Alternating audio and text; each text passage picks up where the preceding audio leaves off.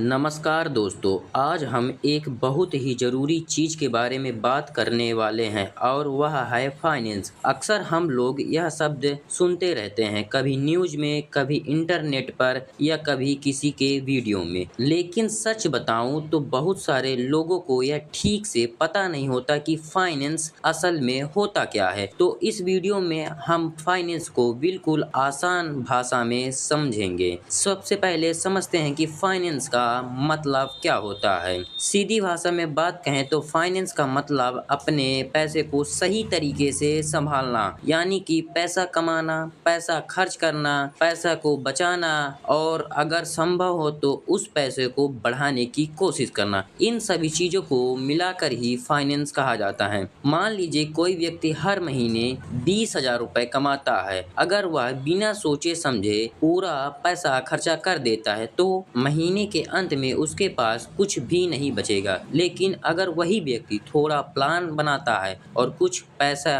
खर्च करे, कुछ बचाए और कुछ निवेश करे, तो वह अपने पैसे को सही तरीके से संभाल रहा होता है और यही चीज फाइनेंस कहलाती है। अब बात करते हैं फाइनेंस आखिर काम कैसे करता है। फाइनेंस को समझने के लिए 4 चीजें समझना बहुत जरूरी है।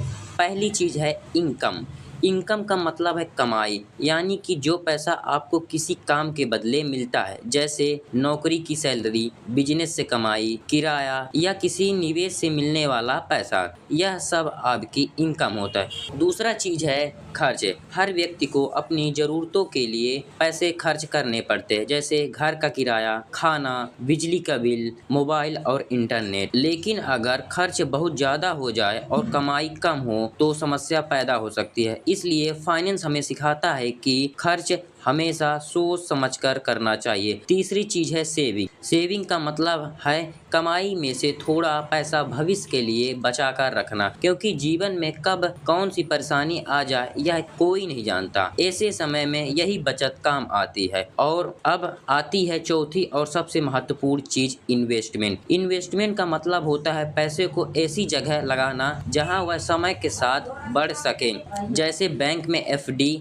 म्यूचुअल फंड या शेयर बाजार। अब एक और जरूरी बात समझ लेते हैं। फाइनेंस को आमतौर पर 3 भागों में बांटा जाता है। पहला है पर्सनल फाइनेंस। इसका मतलब होता है किसी व्यक्ति के अपने पैसे का प्रबंध, जैसे कि वह कितना खर्च करता है, कितना बचाता है और कितना निवेश करता है। दूसरा है बिजनेस फाइनेंस। जब कोई कंपनी या बिजनेस अपने पैसे को मैनेज करता है, जैसे मशीन खरीदना, कर्मचारियों को सैलरी देना या नया प्रोजेक्ट शुरू करना, तो उसे बिजनेस फाइनेंस कहा जाता है। और तीसरा है पब्लिक फाइनेंस। यह सरकार के पैसों से जुड़ा होता है। सरकार लोगों से टैक्स लेती है और उस पैसों का इस्तेमाल देश के विकास के लिए करती है, जैसे सड़क बनाना, अस्पताल बनाना, स्कूल बनाना। यह सब पब्लिक फाइनेंस का हिस्सा होता है। तो कुल मिलाकर आसान शब्दों में कहें तो फाइनेंस का मतलब है अपने पैसे को समझदारी से संभालना और उसे बढ़ाने की कोशिश करना।